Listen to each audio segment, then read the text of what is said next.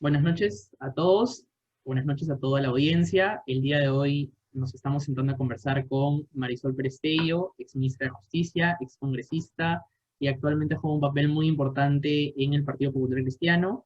Mi nombre es Diego Bresciani, yo soy fundador, coordinador general de Recognitio, y el día de hoy en la entrevista me está acompañando Nicole Prell, que es una nueva miembro de la Comisión de Prensa y Entrevistas. ¿Qué tal, Marisol? Encantados de tenerte el día de hoy. Nicole, Para mí poder estar con empezamos, empezamos con la primera pregunta. En torno a esas elecciones se ha hablado de la creación a la reforma constitucional. Quería saber cuál es la urgencia de una nueva constitución o por qué hay muchos grupos políticos o sectores políticos que están pidiendo esta reforma. También se ha considerado como un reclamo ciudadano, no solamente los sectores políticos, sino sectores ciudadanos, ¿no? ¿Qué nos puedes decir al respecto? Yo creo que es un error crear una sobreexpectativa en lo que una modificación constitucional puede hacer, sobre todo cuando no sabes lo que quieres modificar en la Constitución. ¿No? Porque si el planteamiento fuera claro y se dijera, queremos hacer una reforma constitucional para cambiar los principios de reeducación y reinserción por un derecho a la resocialización. Es un objetivo claro vinculado a temas de régimen penitenciario. Entiendo que hay un intento de reformar el capítulo económico, cosa que a mí me parece todavía más peligrosa porque tampoco entiendo por qué lo quieren cambiar. Entonces, cuando tú anuncias una reforma constitucional como si esto solo pudiera resolver los problemas del Perú, lo que haces es agarrar todos los problemas, embalsarlos, ponerles un lazo y decir la culpa la tiene la ley. Y en el Perú, si hay algo que impacta poco la vida de los ciudadanos por la fragilidad institucional que tenemos, es la ley, porque la ley no se cumple. Y entonces lo que tendríamos que hacer es empezar por recuperar el respeto al Estado de Derecho, empezar por recuperar la supremacía de la ley y los límites al ejercicio del poder del Estado en los que se constituye la ley, para dejar de hacer esas interpretaciones antojadizas de algunas figuras constitucionales como la vacancia, que han sido usadas según el interés del constitucionalista que la interpretaba, el interés político, judicializando la política y politizando la justicia. Yo creo que una reforma constitucional es importante cuando se tiene claro lo que se quiere reformar y además puede hacerse sin necesidad de ser una constituyente, porque no es que tú quieras rediseñar el Estado, tú quieres hacer algunas correcciones a un diseño institucional que no está funcionando. ¿Qué cosas creo, por ejemplo, que tienen que corregirse en la Constitución? Tiene que corregirse el artículo 140 de la Constitución, que es una estafa, que establece que la pena de muerte se puede aplicar por traición a la patria ni siquiera en caso de guerra exterior y por terrorismo, y eso es imposible. Y hay un pronunciamiento de la Corte Interamericana, la opinión consultiva 14, que refiere que eso no puede hacerse sin antes denunciar el Pacto de San José. Creo que también, por darte algún ejemplo, ¿no? Simplemente por mostrar un poco de coherencia sistémica y de respeto a los compromisos internacionales, habría que corregir ese artículo. Creo que hay otros artículos, por ejemplo, el del principio de reeducación, que está dentro del artículo 139, los principios jurisdiccionales, que yo lo convertiría en un derecho a la resocialización, y no en un derecho innominado, sino un derecho a la resocialización. Un derecho que tendría, además, una perspectiva individual y una perspectiva supraindividual. También, por ejemplo, modificaría la bicameralidad. Yo creo que nuestro país requiere una representación en razón del número de personas y en razón del espacio territorial. Y así lograríamos que Madre de Dios no estuviera subrepresentado con una sola participación en el Congreso. Entonces yo sí creo que si tú dijeras, quiero hacer una reforma constitucional en este extremo para esta finalidad, podría darte una valoración. Decir que voy a hacer una reforma constitucional y que a partir de esa reforma constitucional voy a cambiar el Estado, salvo que sea el modelo cubano o el modelo venezolano, en los cuales el cambio constitucional significó perpetuar en el poder al Partido Comunista, en el caso cubano, y perpetuar en el poder a Chávez y a Maduro, en el caso venezolano, salvo en esa circunstancia, no entiendo una reforma constitucional anunciada sin una explicación de qué cosa es lo que se busca modificar. Me parece muy grave. Me parece que se generan sobreexpectativas. Me parece importante, por supuesto, que se analice si vamos a volver a las 3 Cis en el caso del territorio indígena o no, pero nada se habla de ese tema. Las únicas aproximaciones a una reforma constitucional explicada que he escuchado son las que, confundiendo nacionalización con estatización o intentando decir que son cosas distintas, se anuncian por el presidente, el candidato a la presidencia, cada vez que pretende explicar qué cosa es lo que plantea en el modelo económico. Entonces, creo, Nicole, que es grave, que es peligroso, que genera sobreexpectativas en un país que tiene que recuperar la confianza y la esperanza, y que no resuelve los problemas del Perú que pasan por que no hemos superado todavía nuestras dificultades geográficas, que impactan en nuestros procesos de mestizaje, y que no estamos orgullosos de lo que somos porque ni siquiera somos muy claros en qué cosas somos. Somos un país multicultural que no se relaciona de manera intercultural, somos un país multiétnico que no tiene respeto por otras etnias que no sean la etnia mayoritaria, que es una etnia mestiza que no se reconoce a sí misma como tal. Somos un país que tiene más de 46 lenguas, que no respeta y que no reconoce en el trato con relación a la asistencia en un estado de bienestar mínimo, justicia, educación, salud. Somos un país que tiene conocimientos y saberes ancestrales que no aplica, y eso no se resuelve con una nueva constitución. Se resuelve con entendernos como país, con soñarnos como país, con mirarnos en un futuro próximo juntos y unidos, ¿no? Creo que es la antítesis, está representada por esta suerte de vamos a cambiar la constitución porque este modelo económico no nos ha llevado a nada, lo que es falso. El modelo económico que tenemos desde el año 79 ha sacado a muchos peruanos de la pobreza y de la pobreza extrema, ha generado crecimiento, ha generado inversión. Hay una mala distribución, sin duda, y no ha habido capacidad de ejecutar el gasto. El 40% del gasto vinculado a temas de canon no se ha ejecutado en las regiones que tienen canon. Eso tiene que ver con un modelo de representación democrática que no resuelve problemas. Pero hay que terminar el proceso de descentralización. Bien, hay tantas tareas que pensar que modificar la Constitución, además, por caminos no constitucionales, es la respuesta, me parece que es simplón, que es que se construye sobre la base de falsas, de medias verdades, sobre la crítica a un modelo que no se entiende en su complejidad y que ha funcionado en Alemania y llevando a Alemania a la potencia que es, y que tiene por objeto no permitir la concentración del poder, que es exactamente lo que quieren hacer ellos. Por eso es que no les sirve este modelo, porque la economía social de mercado nace para enfrentar la concentración de poder de la Alemania de Hitler, y por eso descentraliza el poder, descentraliza la economía, y aplica el principio de que no haga el grande lo que puede hacer el chico, el privado tiene que hacer lo que puede hacer, y el público solo entrar a reemplazarlo cuando no puede. Si no te conviene poner agua en un pueblito por los niveles de consumo, el Estado tiene que hacerlo porque ese pueblo tiene derecho al agua, y no al revés, ¿no? Pero ese enfoque es un enfoque económico, y claramente el enfoque económico de quienes están planteando la reforma constitucional es un enfoque que yo combato ideológicamente, y la razón por la cual hago política. Marisol, justamente respecto al tema, tú mencionaste que una nueva constitución no va a salvar o no va a resolver todos los problemas del Perú mágicamente. Hay una consigna que se repite desde diferentes sectores, que por ejemplo en nuestra constitución no existe el derecho, por ejemplo, al agua o al internet, no existe el derecho a la salud o a la educación, ¿no? Porque se habló en el debate presidencial de que la educación y la salud en realidad no son considerados como derechos, sino como servicios en la actualidad en la actual Constitución, y también se habló, ignorando completamente el primer artículo, de que en la Constitución actual el Estado no se centra en la dignidad de la persona, ¿no? Entonces, yo quería que nos pudieras aclarar qué derechos se encuentran efectivamente plasmados en nuestra Constitución actual. Creo que esos y muchos más. ¿Por qué?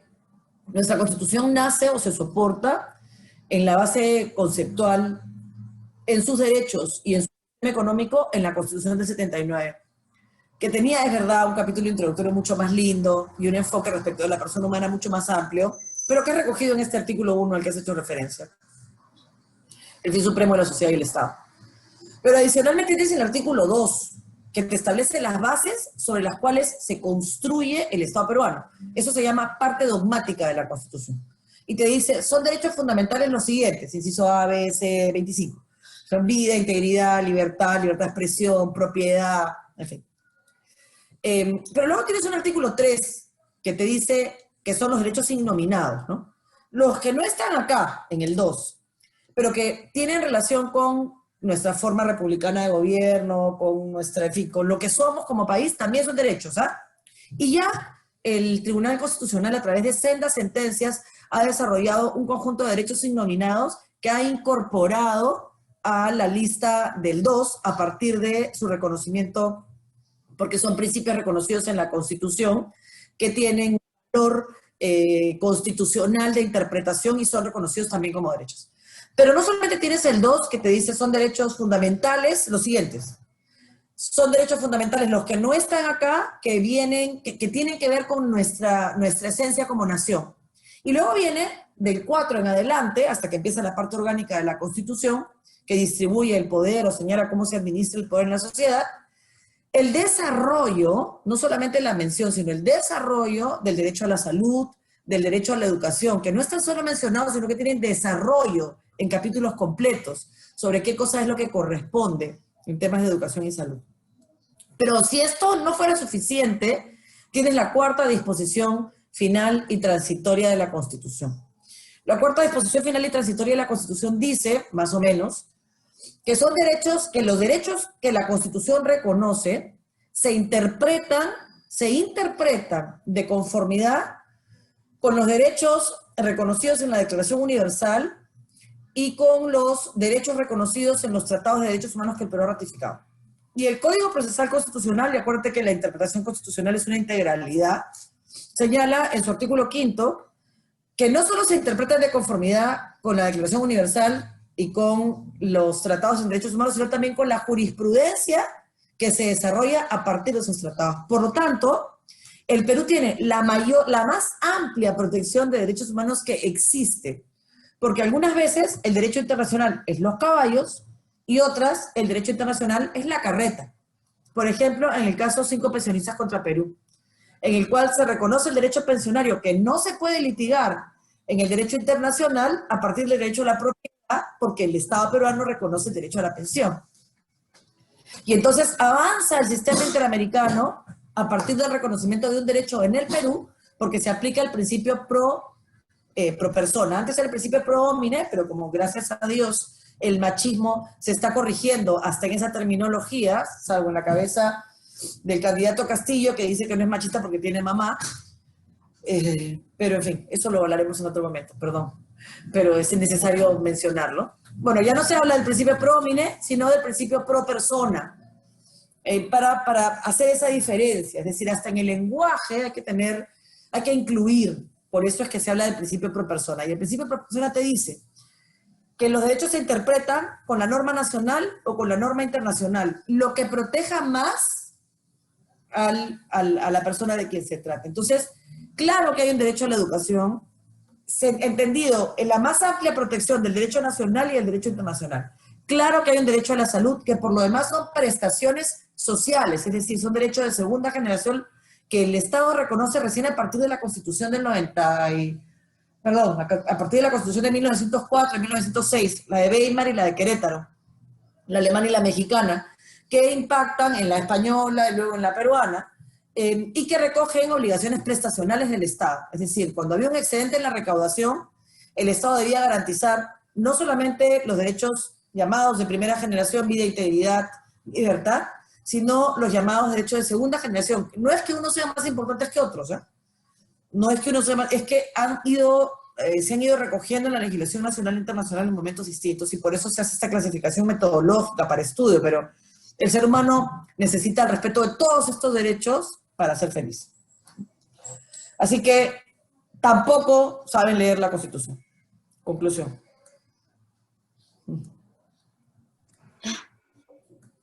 Justo en ese sentido de que no saben leer la Constitución, viene esta pregunta. A ver, sabemos que la Constitución no se entiende por capítulos o artículos únicos, sino como un todo. Y bueno, los candidatos, el candidato Pedro Castillo con el señor Cerrón, han interpretado artículos independientes, y el señor Cerrón ha mencionado que es posible ignorar la vía constitucional e ir a un referéndum de manera directa para establecer una asamblea constituyente. ¿Qué tan cierto es esto? ¿Qué medidas cautelares proceden ante el Tribunal Constitucional? Y también, ¿qué opinas al respecto? Bueno, el procedimiento de reforma constitucional es muy claro, ¿no? Pero el riesgo está ahí. Y ese es precisamente el problema, ¿no? El problema es que los partidos, a ver, tenemos 4 escenarios en el país. El primer escenario es que gane Keiko, y mantenga esta mirada autoritaria que le ha hecho tanto daño al Perú y que ha significado esta marca del antifujimorismo tan duro que ha tenido nuestro país y que ha determinado que en las últimas elecciones ganara Ollanta, ganara PPK por votos del antifujimorismo que le dieron el triunfo pero no gobernabilidad. Ese es un primer escenario. Es un escenario complejo, pero en democracia, en donde habrá pues que pelear contra ese autoritarismo. Hay un segundo escenario en el que la señora Keiko tome lo mejor del fujimorismo, que también tiene cosas buenas, su presencia a nivel nacional, por ejemplo, esta derecha popular que no ha logrado representarse después de Fujimori, por eso es que el señor Fujimori le ha permitido al fujimorismo sostenerse incluso contra todo el antifujimorismo de los últimos años. O sea, fue porque Fujimori llegó al pueblito más alejado a poner un cañito, a resolver problemas, ¿no? Y que ella tome esas cosas buenas y corrija las que no fueron buenas, ¿no?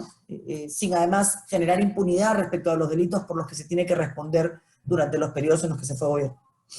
Que ese para mí es el escenario ideal, ¿no? En el que nos tocará acompañar, felicitar lo que haya que felicitar y corregir lo que haya que corregir. Es el escenario más democrático que permitiría mayor construcción, continuidad y a Fuerza Popular y al fujimorismo una reivindicación histórica que espero que de verdad logren, asumiendo, por supuesto, los pasivos, los delitos y los errores de cuando fueron gobierno.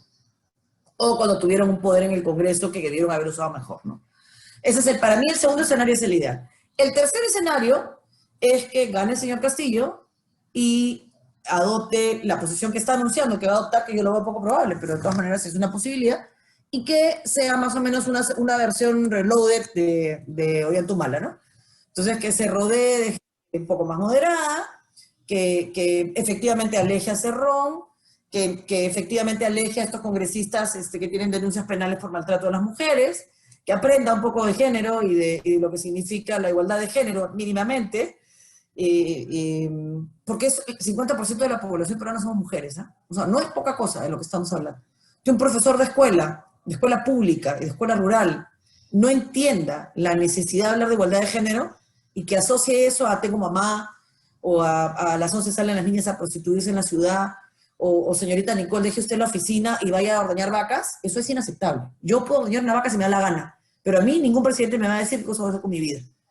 O sea, eso quede clarísimo. Y tampoco me va a decir, o me va a decir cómo tengo que educar a mis hijos. Entonces yo creo que acá hay un error de concepto muy grave. Pero vamos a suponer que no es el escenario ideal, ni mucho menos. Yo prefiero el 1 y el 2, mira. Pero podría, de alguna forma, corregirse, evitarse pues estas tropelías que podría generar un autoritarismo como el que se representa Cerrón. Y podría, digamos, obligarnos a mirar un país que no se ha mirado y atenderlo, que ese sería su mayor aporte, pero sin destruir todo lo que se ha logrado construir y avanzar en términos de crecimiento, en términos de inversión. Ese sería un escenario que, no siendo ideal, podría llevarnos a retroceder 20 años, que creo que es el escenario por el cual mucha gente, en esa esperanza, está votando por él. Y luego viene el cuarto escenario, que para mí es el más posible, porque el partido, a diferencia del caso de Ollanta, es de Cerrón, no es de Castillo. Y los congresistas son de Cerrón, no son de Castillo. Entonces, ese cuarto escenario es el más grave para mí, es el escenario en el cual se podría perfectamente, Nicole, hacer una constituyente a la mala.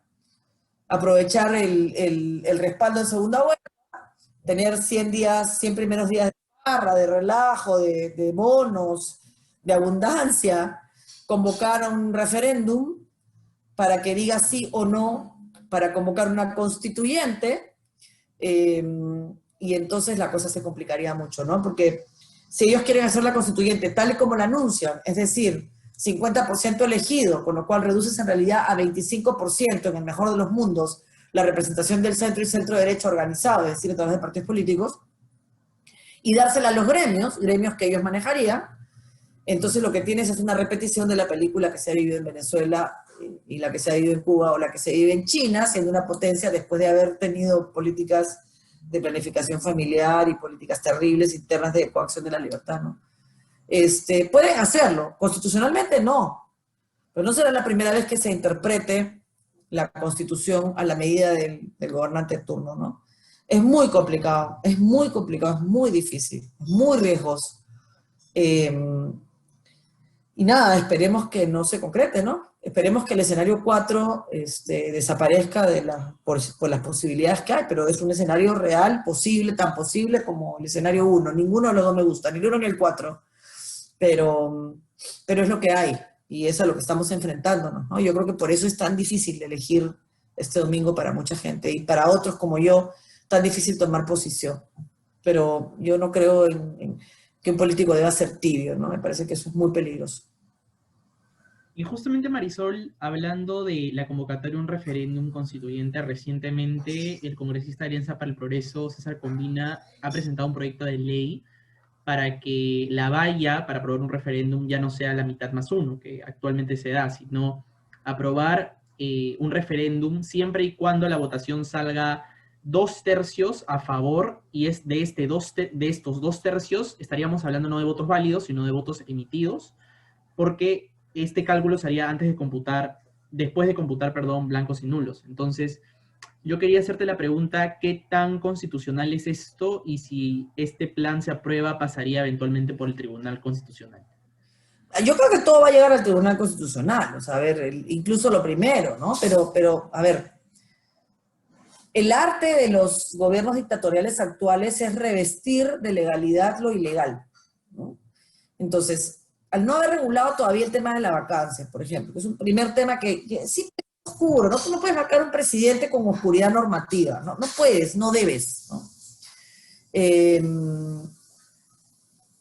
Tampoco puedes, digamos, el Congreso no creo que le dé a Castillo los argumentos para disolver el Parlamento, que podría dárselos, ¿no? Al negarle 2 veces la confianza. No creo que lo hagan, porque no creo que le regalen la posibilidad de disolver el Parlamento. Pero con lo cual podría tener pues un premier desastroso, ¿no?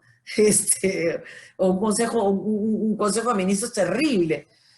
En realidad, Diego, Nicole, para mí lo que viene es la posibilidad, o sea, ya el escenario más oscuro, el más peligroso, es el escenario de un presidente que aproveche todos los vacíos legislativos que existen, todas las interpretaciones constitucionales que la norma permita, jale la pita lo más que pueda, aproveche esta frustración que existe en gran parte del sector de nuestro país por el abandono, por la falta de justicia, esta poca credibilidad que pueda tener el fujimorismo, y por eso la conducta de Keiko al día siguiente es muy importante, ¿no? Si gana con humildad y si pierde con responsabilidad, porque va a tener que liderar una oposición. Si ella no logra mantener esa oposición que la llevaría o a ganar o a tener pues un porcentaje mínimo, digamos, que la separa del ganador, y no asume con responsabilidad eso, volvería a pasar lo que pasó con los 73 congresistas, ¿no? Y ese no es el camino es frenar los impulsos autoritarios, en ambos casos, y consolidar las instituciones. Yo creo que ella es la más preparada para hacerlo, creo que tiene ganas, muchas ganas, de hacer eso, y creo que él no sabe por dónde empezar. No sé si tiene ganas, pero sí no tiene la formación ni los contactos para hacerlo, ¿no? Las personas que se le han acercado a Castillo, con todo respeto, son personas que no tienen ni siquiera fidelidad ideológica, ¿no? No sabes a dónde van, no sabes qué quieren. Eso es peligrosísimo, ¿no? Sí sabemos que quiere Cerrón, y sabemos que está formado en Cuba y que tiene pues una posición leninista clarísima, de la cual está orgulloso además, y está bien. Él está diciendo la verdad, él está diciendo qué representa. Entonces, si él no representa a Cerrón, pero aceptó ser su candidato, ¿qué representa a Castillo? Esa es la gran pregunta, ¿no?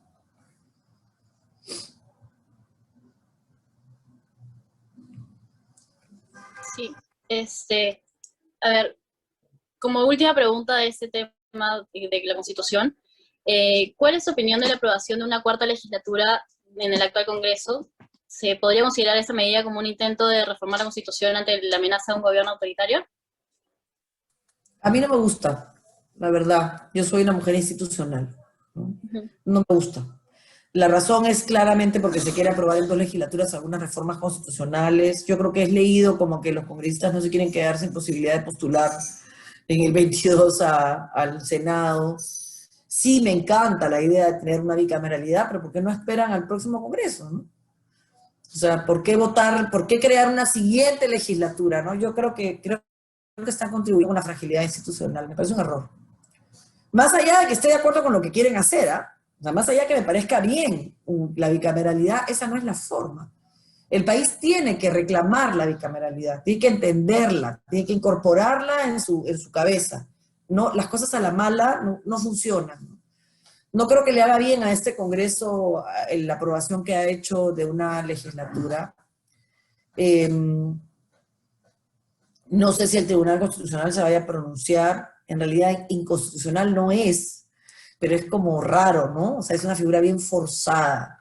Generar una legislatura más para poder tener una doble legislatura, para aprobar en una doble legislatura, no sé, a mí no se me...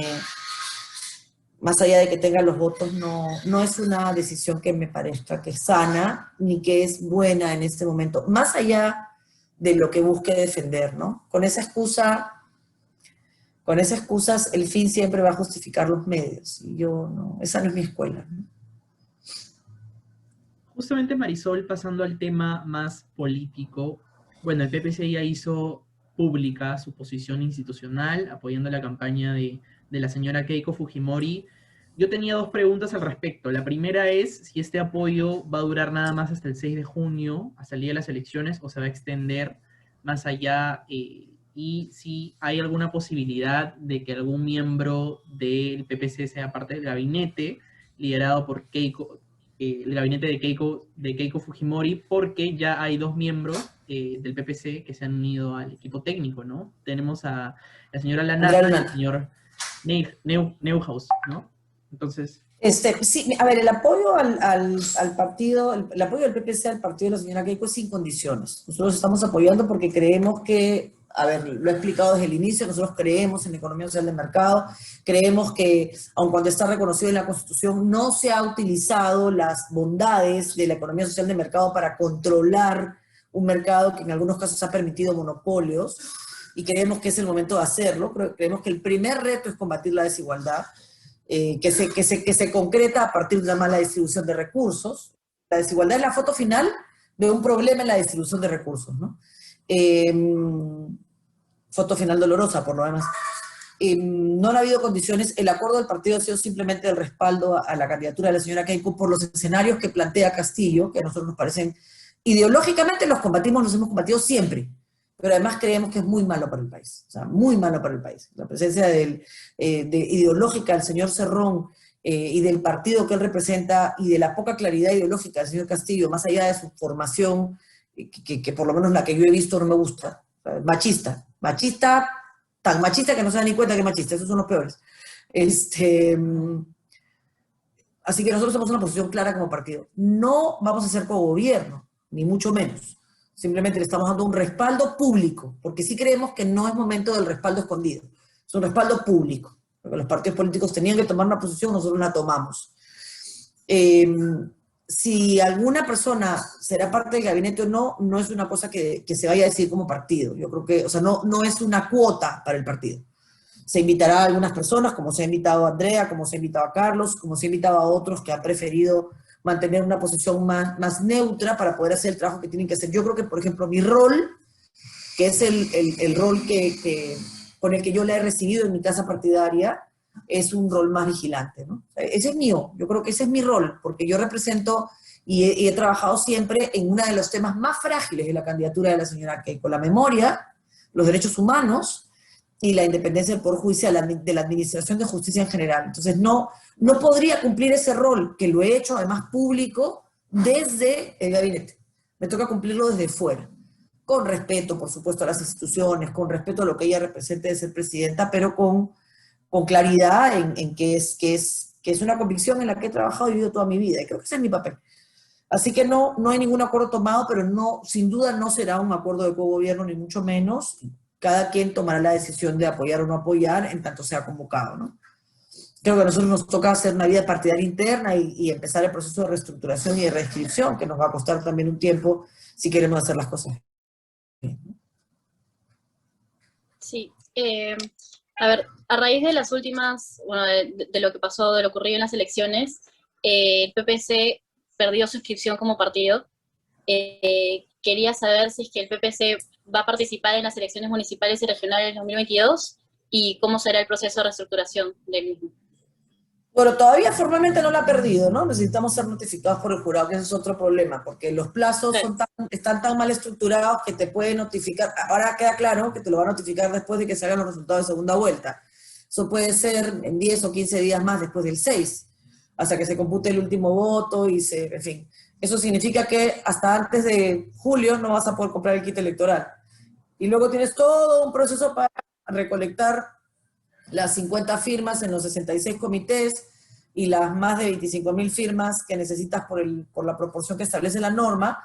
Para el PPC no es problema, nosotros tenemos 54 años y más de 200.000 militantes, pero no queremos eso, ¿no? O sea, queremos recorrer el Perú nuevamente, volver a ilusionar a las personas, entender por qué el PPC dejó de ser una opción después de haber estado en el 30%, qué cosa hicimos mal, esas cosas corriendo para participar en el 22 no me parecen serias. Por lo demás, lo más probable es que volveríamos a perder la inscripción el 22 porque hay que participar en un número de distritos mínimo, que no es serio hacer las cosas así como mago debajo de la manga, no es la política que a mí me gusta hacer.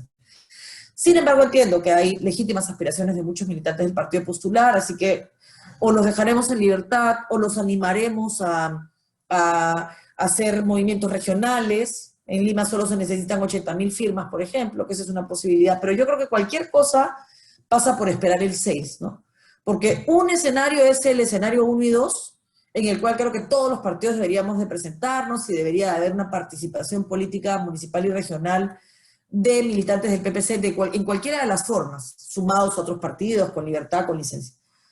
Luego está, si gana el señor Castillo hay que hacer contención, que es la contención que pudo hacer Capriles y que pudo hacer Ledesma desde el gobierno municipal o regional. Entonces, nosotros tenemos convocado un congreso para el día 26 de junio, en el que se van a hacer estos análisis en frío, ya con resultados electorales, y el PPC hará lo que siempre ha hecho. Pensará primero en el Perú, que es lo que el país necesita, definido qué es lo que el país necesita, que es distinto si gana uno o si gana el otro, pensará en qué es lo mejor para el partido. Yo creo que lo mejor para el partido es no postular como partido para no estar inventando y sacando firmas de cualquier sitio, pero eso puede no ser mayoritaria mi posición, pero esa será la mía, sin duda. Y luego pensaremos en lo que uno quiere para sí mismo, ¿no? Y yo lo que quiero es pertenecer al partido al que he pertenecido siempre, un partido serio, con bases, con cuadros, que trabaja los planes de gobierno con anticipación, y no estamos en este momento en posibilidades de hacerlo así que yo aspiraría más al 26, y que los cuadros que están listos puedan acompañar otras listas de gente buena que ve en ellos liderazgos evidentes, ¿no? Por ejemplo, tenemos un chico en San Juan de Miraflores, Lucho García, que es de primera, tenemos el que fue candidato a La Molina, que también es de primera, que podría ser sin duda candidato, y que obviamente se ven frustrados porque su candidatura la quieren desde su casa partidaria, pero eso hay que decidirlo juntos el 26 de junio. Justamente, Marisol, una de las cosas que se habla bastante ante la eventual ya segunda vuelta, faltan 5 días para que se realice, es la posibilidad de que uno de los candidatos en su discurso de conceder la elección hable de que en realidad hubo un fraude electoral, cosa que traería mucho descontento social, movilizaciones, incluso violencia desmedida como lo hemos visto en Colombia o en Chile, ¿no? Entonces, yo quería preguntarte, ¿qué sugerencia o qué recomendación o qué mensaje tienes para los candidatos en caso de que finalmente no puedan ganar la elección? Porque desde ya se está hablando de fraude desde los dos lados, ¿no? Se estaría hablando de un fraude. Pues bueno, que sean líderes, ¿no?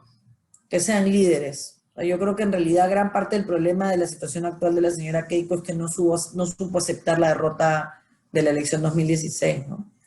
Y creo que también ahí, y ella ha madurado mucho y ha crecido mucho en esto. Yo la verdad es que espero que sea Castillo el que acepte la derrota, y que lo haga estoico, ¿no? Porque eso lo podría catapultar para ser un líder con más claridad.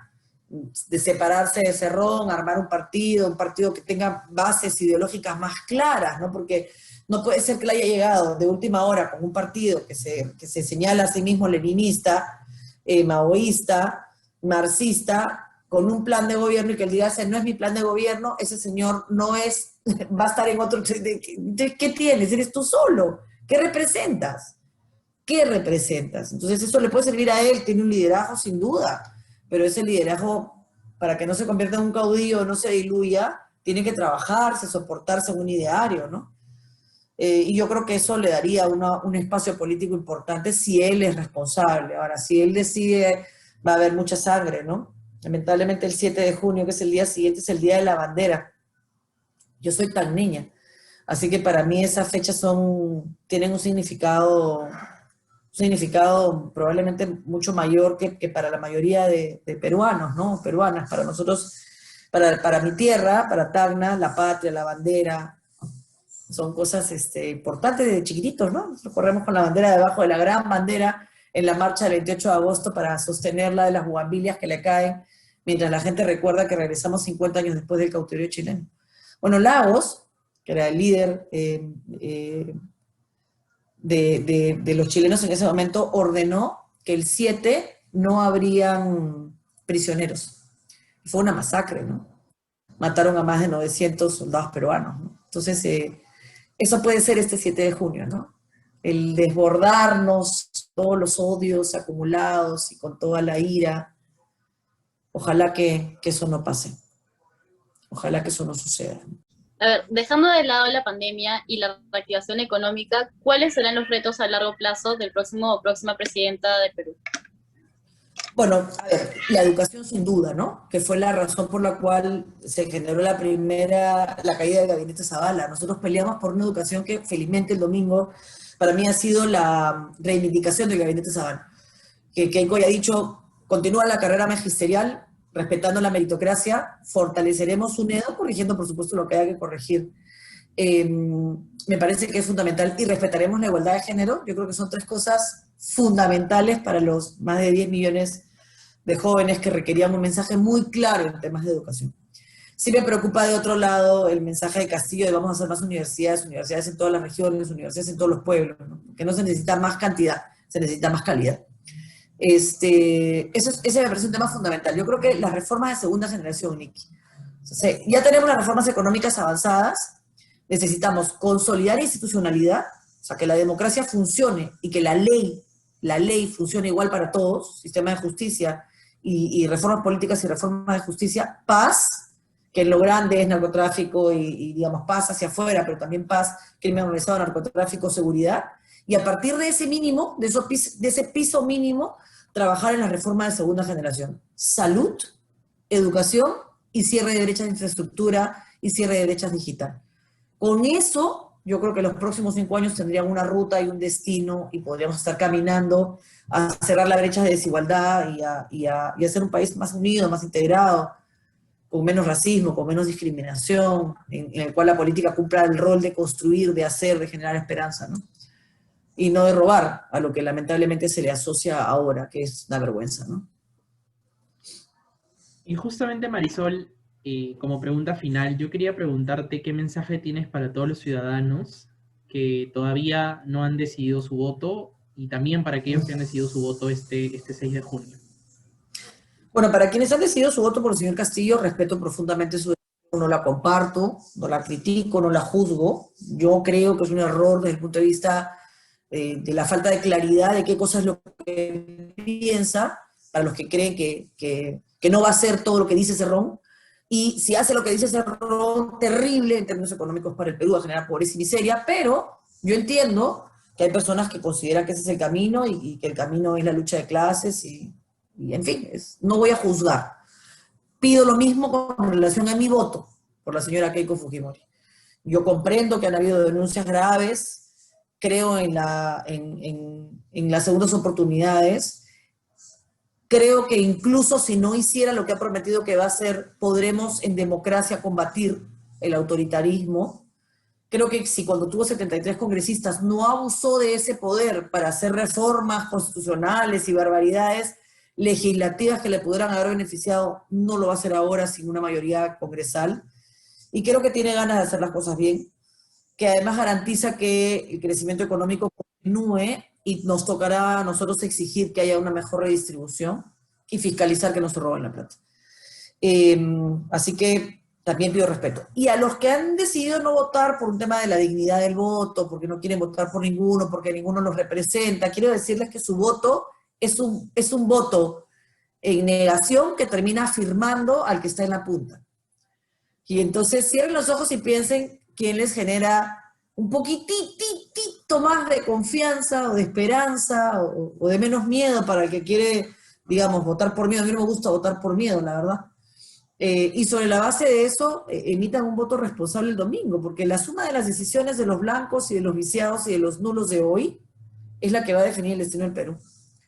O sea, no va a ganar el que decidió votar por Keiko o el que decidió votar por Castillo. Va a ganar lo que decidan esos que hoy son blancos, nulos o viciados. Entonces sean responsables, ¿no? Evalúen por qué van a votar y háganlo pensando en el 7 de junio. Y a los ciudadanos, aceptemos los resultados, ¿no? Si nos tocará pelear y morir por la libertad, que sea así, contra el amigo, contra el vecino, contra el amigo de toda la vida que piensa hoy distinto a ti, ¿no? A mí me da mucha pena cuando veo los insultos en redes de amigos, ¿no? En mi Facebook ni los leo, ya no les hago caso, ¿no? Los bloquearía, pero los voy a dejar hasta el 8. El 8 si siguen rabiosos ya los bloqueo, pero en verdad sí creo que la gente tiene derecho a pensar distinto, ¿no? Bueno, muchísimas gracias, Marisol. Gracias a ustedes. Muchas gracias a ustedes. Con nosotros. Perdón por las fallas tecnológicas. Eso es todo. No te preocupes. Muchas gracias, Diego. Muchas gracias, Nicole. No te preocupes. No, muchas gracias. Esperemos que la gente vote con conciencia y con responsabilidad este 6 de junio. Bueno, eso es todo. Muchísimas gracias, Marisol. Muchísimas gracias, Nicole. Gracias, Diego. Gracias, Nicole. Gracias. Hasta luego. Hasta luego.